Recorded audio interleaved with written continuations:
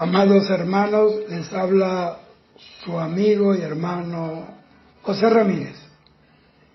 Y como sabemos que estamos en los últimos tiempos y el rapto de la iglesia es inminente, las señales ya están cumplidas para el rapto, y una de esas señales es que en los últimos días habrá pestilencias en el mundo entero.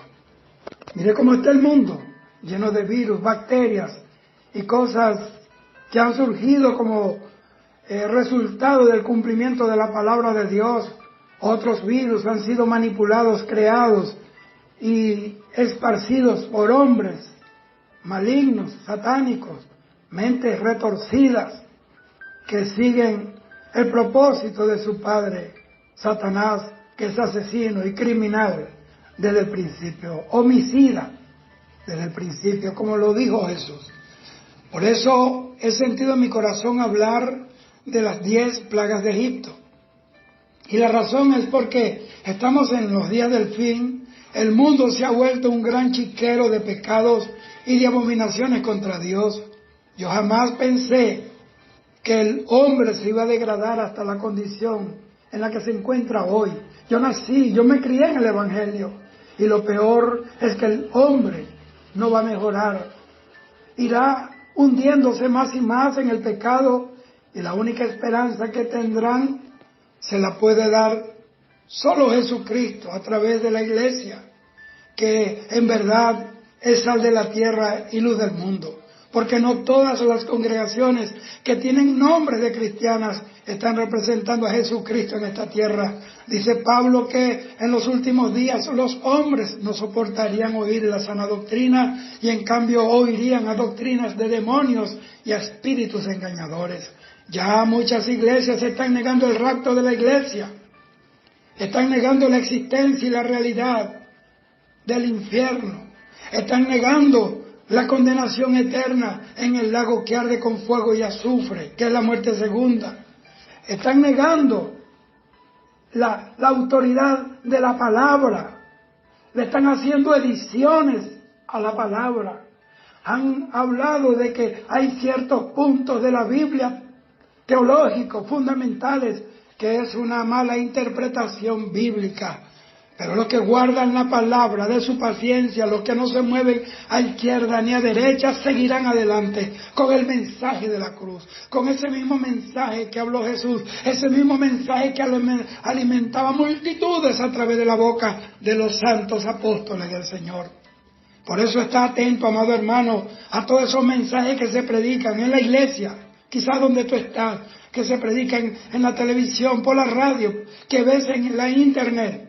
Y fíltralos con la Biblia, y solo así sabrás si lo que estás oyendo es de Dios o no es de Dios. Pero vamos al tema, amados hermanos, de las 10 plagas de Egipto. Éxodo 7:5 dice: y sabrán los egipcios que yo soy Jehová, cuando extienda mi mano sobre Egipto y saque a los hijos de Israel de en medio de ellos. Gloria a Dios. Las plagas que Dios envió a Egipto era para humillar a las deidades paganas de Egipto y dejar en vergüenza a los sacerdotes de estas deidades paganas, que por causa de las plagas que había caído también sobre ellos, no podían ofrecer sacrificio a sus dioses. Eso lo vamos a ver más adelante en detalle. Aunque las plagas eran para Egipto, Egipto aquí representa espiritualmente para nosotros el mundo, era para Faraón, que para nosotros representa el diablo. El pueblo de Dios, que es Israel, está sufriendo porque está en cautiverio. Vamos a ver cuáles fueron esas 10 plagas que Dios envió sobre Egipto. La primera plaga fue la plaga que hizo que el Nilo se volviera en sangre. La segunda plaga es la plaga de las ranas. La tercera, la plaga de los piojos. La cuarta, la plaga de las moscas. La quinta, la plaga en el ganado. La sexta, la plaga de las úlceras en la gente. La séptima, la plaga del granizo y el fuego. La octava, la plaga de las langostas. La novena, la plaga de las tinieblas. Y la décima es la plaga que dio muerte a todos los primogénitos de hombres y de animales de Egipto. Eso está en el capítulo 11 y 12 de Éxodo. Dios le dijo a Moisés en Éxodo 8:1, entra a la presencia de Faraón y dile, Jehová ha dicho así, deja ir a mi pueblo para que me sirva. Mira cómo dice, entra a la presencia de Faraón. La negativa de Faraón de dejar ir libre al pueblo de Israel trajo sobre toda la nación de Egipto una serie de plagas que se irían haciendo más duras hasta causar la muerte de todos los hijos primogénitos de Egipto. Dios trajo sobre Egipto todas estas plagas porque los egipcios no conocían a Dios y Él se dio a conocer como el Dios Todopoderoso, al que Faraón dijo, ¿quién es Jehová para que yo deje ir a Israel? Como dice Job 5:18, ese es el Dios que hiere, pero que sus manos curan. Y detrás de cada plaga, Dios quedó glorificado porque Él envió las plagas y solo Él pudo quitarlas. Ningún Dios falso de Egipto, ningún ídolo, ni los magos, ni los brujos, ni el poder real de Faraón pudieron remover las plagas de Egipto porque las estaba enviando Dios. Dios se glorificó sobre los dioses paganos de Egipto y con cada plaga Dios le dio la oportunidad a Faraón y también a los egipcios para que se arrepintieran, pero no lo hicieron. Note que la severidad de las plagas se fue incrementando a medida que llegaban una detrás de la otra, como consecuencia de Faraón negarse a dejar ir a Israel para que sirviera a Dios. Este era un mensaje directo a Faraón para que se humillara delante de Dios, pero no lo hizo. La primera plaga llegó, que fue cuando las aguas del Nilo se convierten en sangre, Éxodo 7:14-25. El río Nilo es el río más largo del mundo, mide unos 5.584 kilómetros. El nombre Nilo significa problema, significa oscuro. Al río Nilo, los egipcios lo adoraban como un dios, porque el Nilo era la fuente de vida para los egipcios. Deuteronomio 11:10 dice, la tierra en la cual entras, hablando de la tierra de Canaán, para tomarla, no es como la tierra de Egipto, de donde habéis salido, donde sembrabas la semilla y regabas con tu pie, como huerto de hortalizas, porque la abundancia de agua del Nilo hacía muy fértil la tierra de Egipto. Y cuando Dios convirtió el agua del río Nilo en sangre, mostró su poder sobre el río, porque era para ellos un Dios, y dio al río. Ahora, ¿por qué las aguas del Nilo se volvieron en sangre? Porque los egipcios derramaron la sangre de los israelitas al azotarlos con varas, con látigos. Y Dios es el vengador de su pueblo. La sangre de Abel clamaba a Dios desde la tierra. En Apocalipsis capítulo 6, versículos 9 y 10, una multitud de los mártires que salieron de la gran tribulación clamaban a Dios para que vengara su sangre en los que moraban sobre la tierra. Y también el Nilo fue el lugar donde los varones israelitas morían, porque el faraón envió a sus soldados a arrojar allí en el Nilo. Las aguas del Nilo se convirtieron en el sepulcro de los varones que nacían allá en tierra de esclavitud, en tierra de Egipto.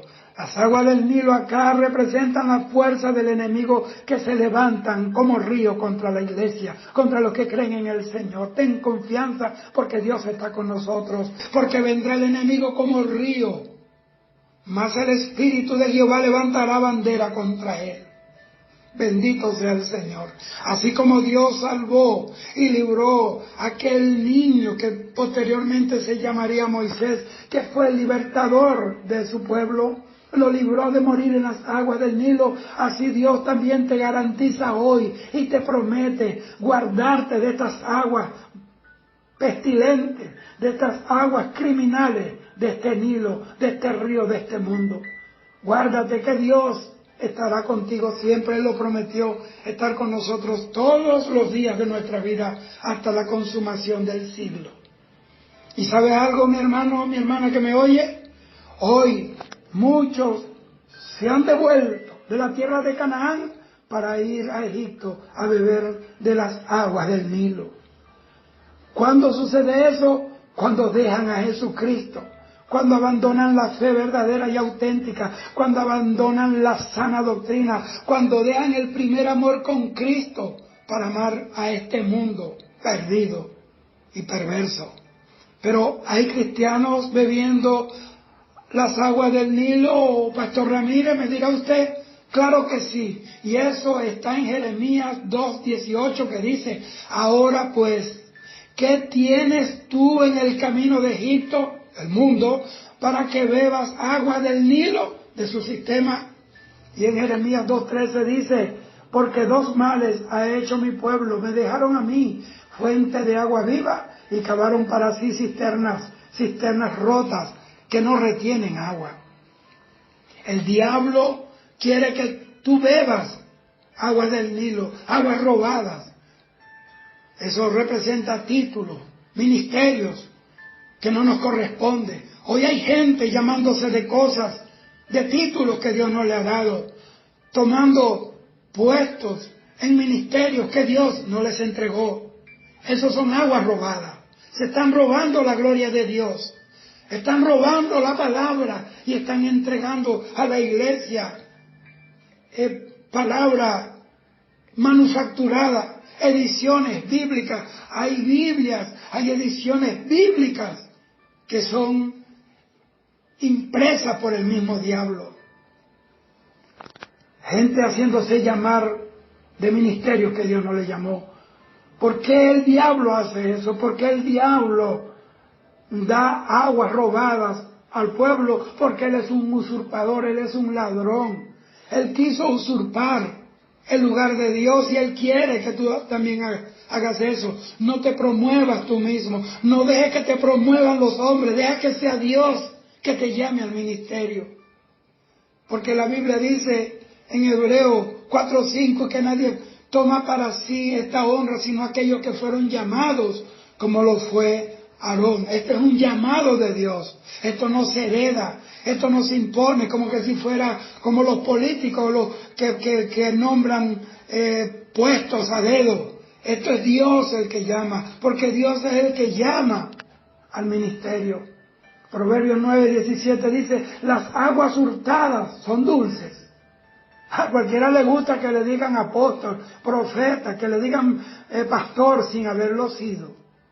El enemigo quiere enseñarte a vivir contrario a la palabra de Dios. Y él quiere engañarte. Y luego que te engaña te arrastra. Así como un río desbordado arrastra todo a su paso. Apocalipsis 12:15 habla de esto y dice: y la serpiente arrojó de su boca atrás a la mujer agua como un río para que fuese arrastrada por el río. Y aquí la mujer es Israel, pero vamos a hablar ahora que esa mujer sea la iglesia. Satanás está arrojando tras la iglesia agua para arrastrarnos a la apostasía, para arrastrarnos del mensaje original de la sana doctrina. En Mateo capítulo 7, versículos 24 y 26. Y Mateo capítulo 7, versículos 24 y 26. Ahí el Señor nos da aquella parábola de los dos cimientos, que el hombre que oye la palabra de Dios, la cree, la vive y se fundamenta. Allí fundamenta su vida en esa palabra viva y eterna, inamovible. Es como el hombre prudente. Lo compara el Señor como un hombre prudente.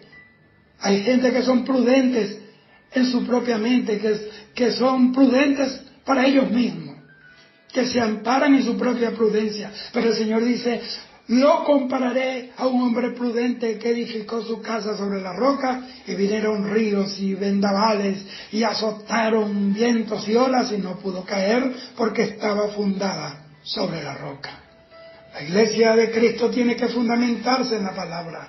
La iglesia de Dios tiene que volverse a la palabra, al fundamento pétreo que es la palabra de Dios.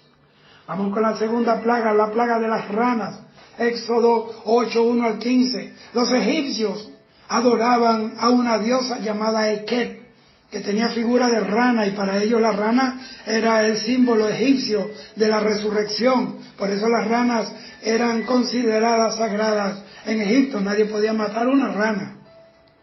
El Nilo también era considerado divino. Y Nilo, como le dije, significa oscuro. El Dios de este mundo es el diablo. El mundo entero está bajo el poder del maligno, primera de Juan 5:19. Y a las orillas del Nilo era muy común ver pues las ranas. Y una de las características de las ranas que los egipcios veían y las asociaban con la deidad era la manera de reproducirse las ranas de manera rápida. Esto para ellos era símbolo de la fertilidad. Además, las ranas son anfibias, esto es que son criaturas terrestres y acuáticas, viven en la tierra y viven en el agua. Es decir, que las ranas pertenecen a dos mundos. Por eso en Apocalipsis 12 habla de las dos bestias. Una bestia sale del mar, las aguas, y otra sale de la tierra.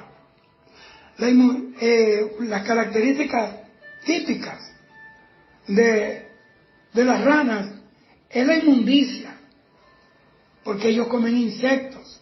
Levítico 11:29 dice: y tendréis por inmundos a estos animales que se mueven sobre la tierra. Dice, la rana según su especie.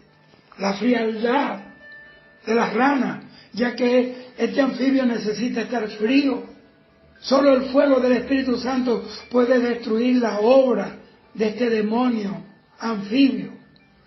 A los espíritus inmundos que siembran el odio y provocan las guerras.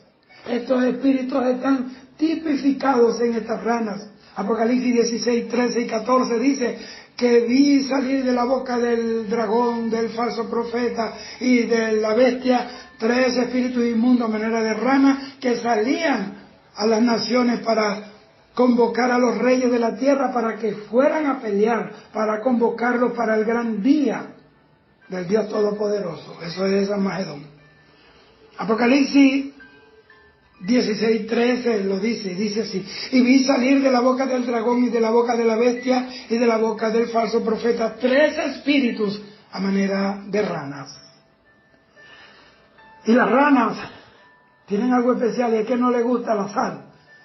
Marcos 9:50 dice: buena es la sal, tened sal en vosotros mismos. La sal las hiere, las mata. La sal es la presencia del Espíritu Santo en nuestras vidas. Eso no lo toleran los demonios. Satanás ni sus demonios toleran una persona que está sazonada con sal. No tolera una iglesia que predica el mensaje vivo de Jesucristo, sazonado con la sal del temor de Dios y del ceñimiento total a la voluntad del Padre. Eso no lo tolera el diablo. A la rana tampoco le gusta el fuego. Segunda de Timoteo 1:6 dice: por lo cual te aconsejo que avives el fuego del don que hay en ti, por la imposición de mis manos. ¿Por qué? Porque las ranas son frías, por eso odian, le temen y le huyen al fuego. La tercera plaga es la plaga de los piojos. Éxodo 8, 16 al 19.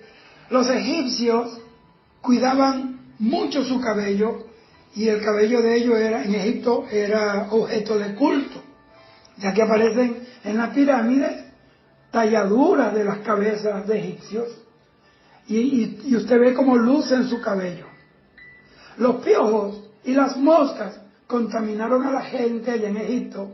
Era un terrible golpe que Dios le dio a Egipto, porque los egipcios no podían adorar a sus dioses a menos que tuvieran sus pelos, sus cabellos impecablemente cuidados y limpios, cabellos lavados. En esos momentos tenían sus cabellos llenos de piojos, no podían entrar a adorar a sus dioses falsos. Hay quienes están, como esos egipcios, más pendientes de su condición física, de su cabello, de su ropa, de sus medidas, de la marca de su calzado, de la fragancia de sus perfumes, que de su comunión con Dios. Y eso puede ser causa de su muerte espiritual. Recordemos el caso de Absalón. En el caso de Absalón, él se envaneció, lea la Biblia, a causa de su cabellera, la que más tarde lo llevó a su propia muerte, ya que se enredó en la rama de un árbol y allí su corazón fue traspasado por una flecha. Segunda de Samuel, capítulo 14, versículos 25 y 26. Me estoy tomando este tiempo para enseñarle la palabra como está escrita. Y dice, y no había en todo Israel ninguno tan alabado por su hermosura como Absalón. Por eso dice la Biblia que vana la hermosura y engañosa la gracia. Desde la planta de sus pies hasta su coronilla no había en él defecto. Cuando se cortaba el cabello, lo cual hacía a fin de cada año, pues le causaba molestia, y por eso se lo cortaba. Dice que pesaba el cabello de su cabeza 200 ciclos de peso real. Yo hice la conversión y 200 ciclos de peso real equivale a un poco más de 2 kilos. Por eso es que la Biblia dice que debemos despojarnos del peso del pecado que nos asedia. Segunda de Samuel 18:9 dice así: y se encontró Absalón con los siervos de David, e iba Absalón sobre un mulo, y el mulo entró por debajo de las ramas espesas de una gran encina, un árbol, y se le enredó la cabeza en la encina, y Absalón quedó suspendido entre el cielo y la tierra, y el mulo en que iba pasó delante. Bendito sea el Señor.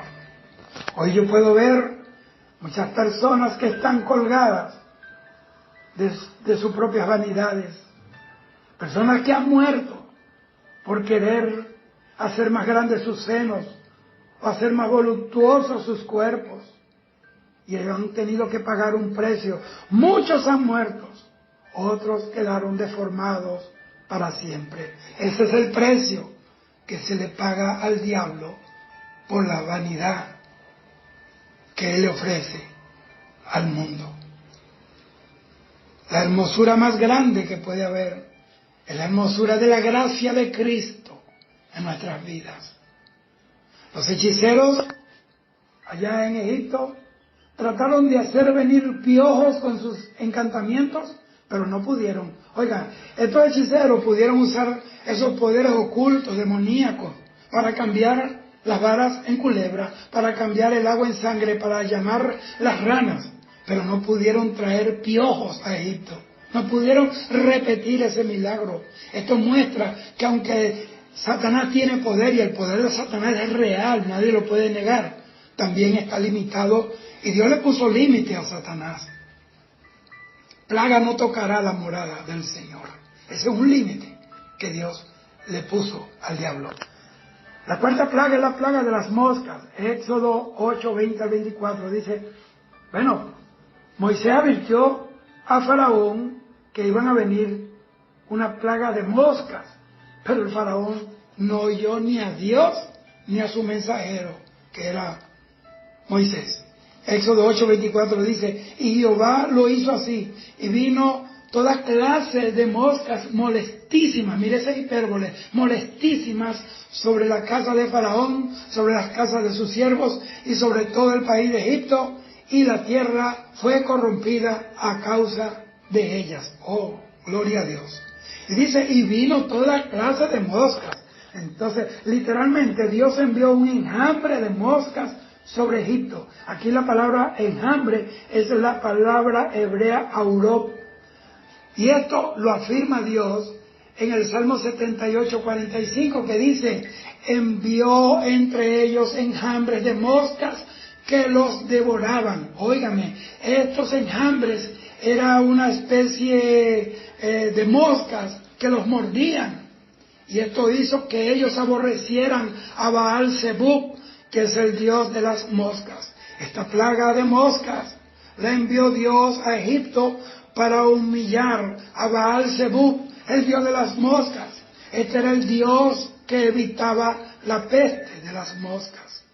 Pero quiero decirle algo aquí, hacer un paréntesis para decirte esto. Las moscas tienen 6 alas. Óigame esto. Y opuesto a las 6 alas de los serafines que vuelan por encima del trono de Dios. Eso está en Isaías capítulo 6, versículo 2. Ya que las moscas vuelan no sobre lo santo y lo puro, sino que vuelan sobre cualquier cosa corrompida, cosa inmunda. Destruye las cosechas, transmiten las moscas 6 enfermedades: el tifus, la malaria, el carbúnculo, el cólera, la disentería, el dengue. Eso lo producen estos animales, estos insectos. Las moscas les gustan los cadáveres de personas y de animales, el excremento. A Satanás se le llamó Beelzebú, que es el señor de las moscas y de los demonios. Las moscas, este tipo de moscas, no pueden habitar en un lugar donde la santidad de Dios despliega esa pureza y huele a incienso puro, adoración, alabanza, a santidad. Mateo 12:24 dice: mas los fariseos, al oírlo, a Jesús decían: este no echa fuera a los demonios, sino por Beelzebú, príncipe de los demonios. Hay que cuidarse, amados hermanos, de que las moscas no hagan heder nuestro testimonio. Eclesiastés 10:1 dice: las moscas muertas hacen heder y dar mal olor. Óigame, dar mal olor al perfume del perfumista. Así una pequeña locura al que es estimado como sabio y honorable. Cuida tu testimonio. Si Dios te levantó, no vuelvas a caer. No vuelvas a pecar. Dios te levantó para que sea un testimonio vivo de la misericordia, de la gracia, el perdón y la redención de Dios. La quinta plaga es la plaga del ganado, Éxodo 9:1-7. Esta plaga atacó al ganado que era, para los egipcios era sagrado, era un dios. Hathor era la diosa vaca. Hathor en la mitología egipcia era la diosa del cielo y la reina del firmamento, hija del dios del sol Ra y mujer del dios del cielo, Horus. Era diosa también de la fertilidad y protectora de las mujeres y el matrimonio. También era diosa del amor y la belleza. Por eso se ha identificado a menudo o se asocia con la diosa griega Afrodita. Hathor era venerada en todo Egipto. Se representaba como una vaca tachonada de estrellas y como una mujer con cabeza de vaca. Pero como en un rebaño no solamente hay vacas, sino que también hay toro. El toro sagrado de Egipto era Apta. En la mitología egipcia era uno de los dioses más importantes, considerado el creador de la tierra, padre de los dioses y de todos los seres de esta tierra, padre de los principios. Y se le consideraba el protector, así como un poderoso sanador también.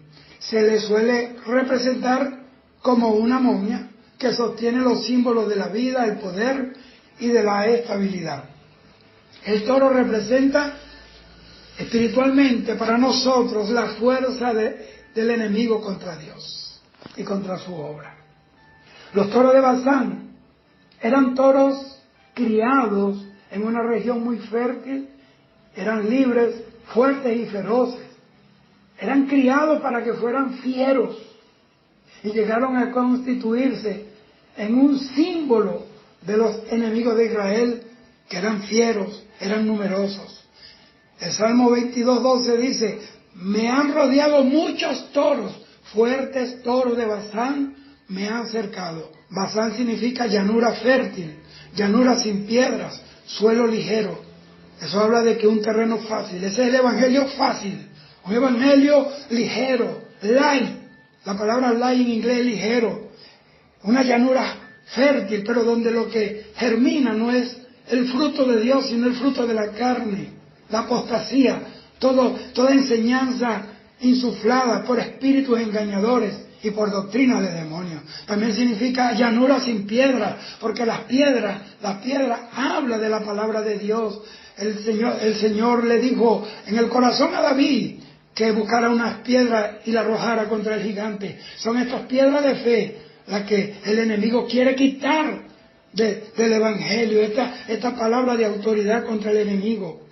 Hermanos queridos, las piedras representan esos elementos vitales para construir el altar de Dios. Dice la Biblia que la iglesia es piedra viva. Entienda eso. La sexta plaga es la plaga de la úlcera en la gente. Éxodo 9, 8 al 12. Los dioses que cuidaban la salud y la seguridad fueron atacados por las plagas de las úlceras con la presencia de tantas moscas y restos putrefactos de ranas y ganados, que no era de extrañarse que se multiplicaran las pestilencias, las pandemias, los virus y las enfermedades en Egipto. Deuteronomio 28, 27 dice: Jehová te herirá con la úlcera de Egipto, con tumores, con sarna y con comezón de que no pueda ser curado. La séptima plaga, la plaga de la lluvia de fuego y granizo. Esta séptima plaga se describe en el libro de Éxodo 9, 13 y 35. Se dice que consistió esta plaga en una violenta y destructiva tormenta que Dios envió cuando le pidió a Moisés, cuando Dios le dio a Moisés que alzara su vara hacia el cielo. Él levantó la vara al cielo y Dios envió la lluvia de granizo y fuego. Este mal fue considerado más sobrenatural que las plagas que anteriormente fueron enviadas a Egipto. ¿Por qué? Porque trajo consigo una ducha de fuego y granizo. La tormenta de granizo y fuego destruyó todos los cultivos, los huertos egipcios, además de afectar también a un considerable número de cabezas de ganado y de personas. Eso trajo pobreza, ruina, estrechez y escasez en Egipto. Según las Escrituras, esta lluvia azotó a todo el país de Egipto, menos a la tierra de Gosén, que era donde estaban asentados los israelitas. Fue entonces cuando el faraón le suplicó por tercera vez a Faraón que le rogara a Dios que quitara esa plaga, que eliminara la plaga, prometiéndole que iba a dejar ir al pueblo de Israel. Pero apenas los cielos volvieron a la normalidad, el faraón se endureció más todavía y se negó a cumplir su promesa de dejar ir a los hijos de Israel. Ahora, ¿qué significa esto para nosotros? Vean, este desafío fue enviado por Dios para el dios Horus, también conocido como el anciano. Esta deidad, representada con el halcón, era el dios del cielo y una de las deidades principales del panteón idolátrico de Egipto. Vamos con la octava plaga, la plaga de las langostas. La octava plaga que azotó al país de Egipto fueron las langostas, según Éxodo 10, 1 al 20. Antes de que Dios enviara a estos insectos devoradores, terribles, Moisés le advirtió al faraón lo que esta plaga iba a provocar en Egipto si él no dejaba ir al pueblo de Dios. Yo quiero decirle algo: antes de que venga un juicio, que la vara de Dios toque un pueblo, a algo o a alguien, Dios primero advierte. Dios es un Dios de misericordia. Dios siempre da la oportunidad para que la gente se aperciba y recapacite y se ponga cuentas con Dios.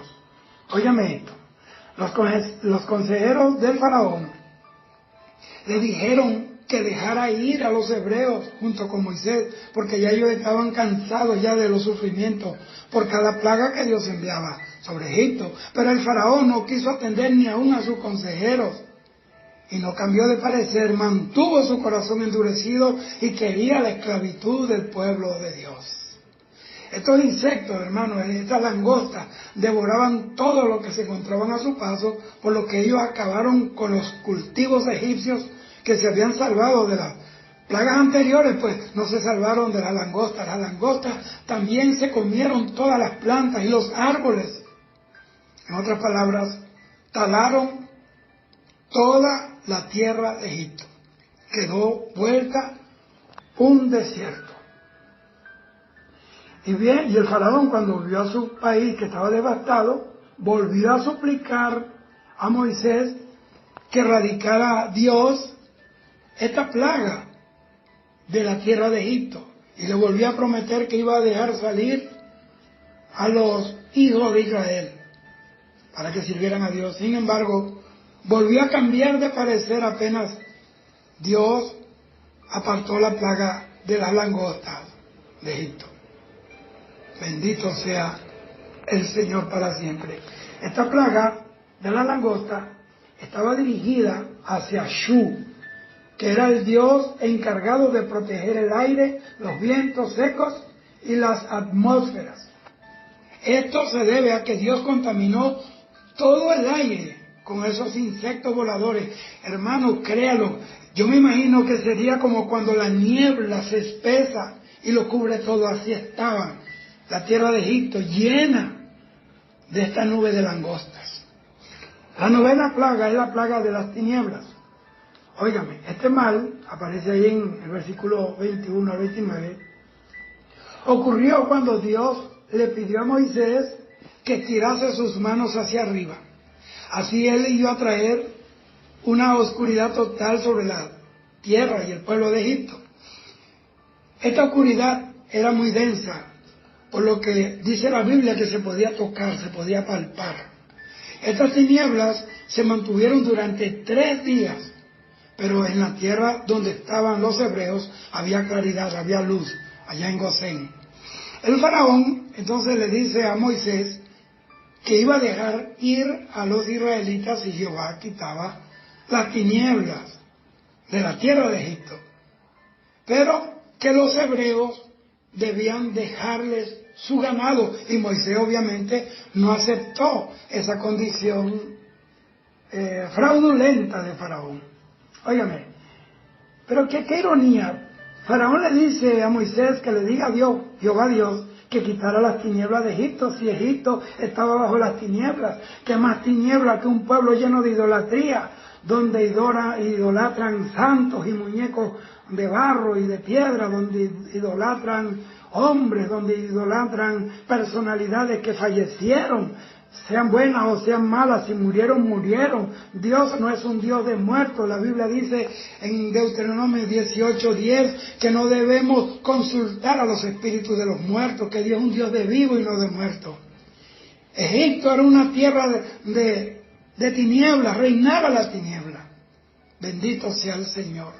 Bendito sea el Señor. Y le dijo, bueno, lo voy a dejar ir, pero me dejan su ganado. El diablo quiere despojar al pueblo de Dios de las cosas que Dios les ha dado.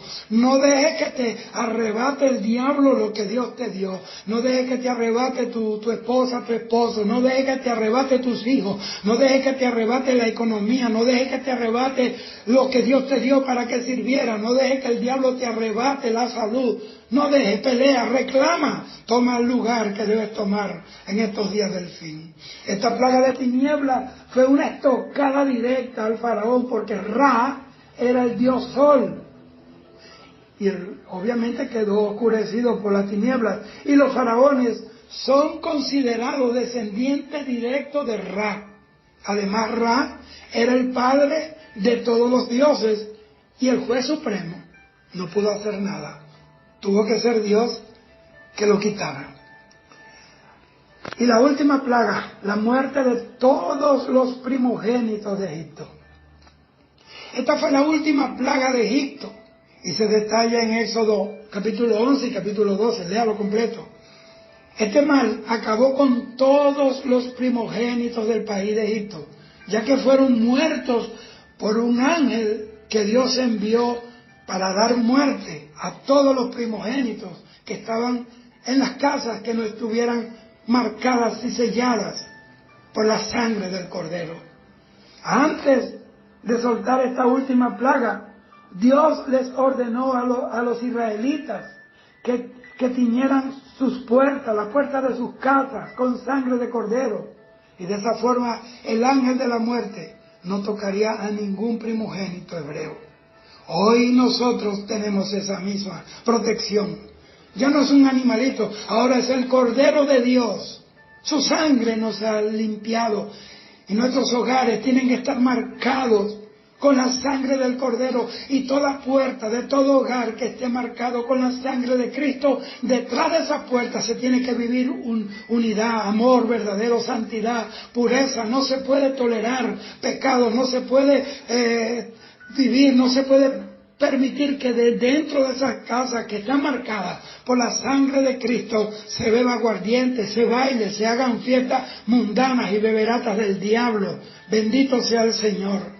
Se tiene que cuidar los hogares que ya fueron marcados por la sangre de Cristo, porque hay una promesa: tú y tu casa serán salvos. Pero esa promesa solo es real, solo es efectiva cuando se cumple lo que dice el salmista: la santidad conviene a la casa. No se puede tener la sangre de Cristo en el hogar y también la marca del mundo, la marca del paganismo y el pecado. No puede servirse a dos señores. O le servimos a Dios o le servimos al diablo. Pero tenemos que tener decisión hoy. Usted, padre y madre que me oyen, usted tiene la autoridad para poner el orden bíblico en su casa, para poner límites, para poner estatutos y ordenanzas que tienen que cumplirse todos los que estén viviendo dentro de tu casa. Porque tenemos que tomar ese espíritu admirable de Josué, el patriarca, que dijo: yo y mi casa serviremos a Jehová. El que no le guste, pues no hay lugar para ellos acá. El que ángel de la muerte recorrió todo Egipto matando a todos aquellos primogénitos cuyas casas no estaban marcadas con la sangre del Cordero.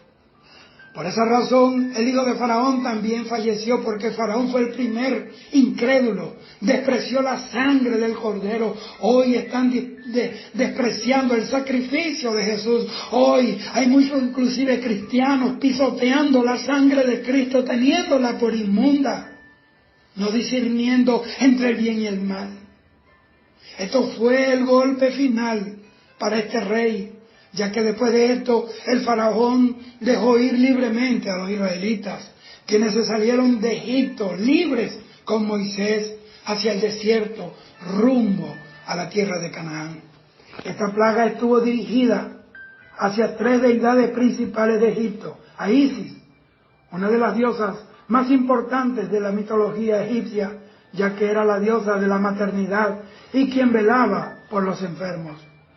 Fue dirigida contra Osiris, dios de la muerte y protector de los fallecidos, y Horus, el primogénito de Osiris, e Isis, quien es representado como un niño. Dios le pagó acá a Egipto conforme a lo que ellos hicieron con los niños israelitas, que eran arrojados al río Nilo para que murieran ahogados y devorados por los animales voraces que estaban allí. Ahora serían los egipcios que les tocaba llorar por sus primogénitos muertos. Bendito sea el Señor para siempre.